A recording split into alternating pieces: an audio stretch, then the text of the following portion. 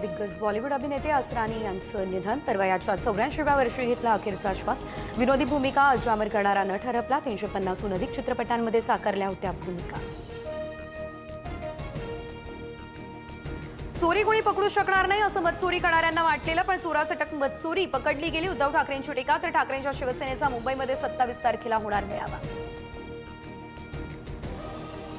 महायुतीचा item bomb सर्वांचं काम तमाम करणार. पराभव दिसल्यानं निवडणुका लवकर घ्या म्हणणाऱ्यांकडून निवडणुका पुढे ढकलण्याची मागणी. उपमुख्यमंत्री शिंदेंची विरोधकांवर ही टीका.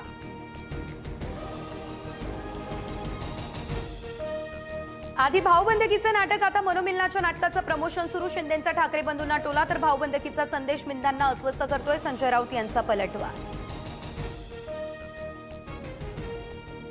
आमच्या प्रश्नावर फक्त निवडणूक आयोगानं उत्तर द्यावं. भाजप उत्तर देत असेल तर याचा अर्थ आयोग आणि भाजपची ही मिलीभगत. राऊतांचा आरोप.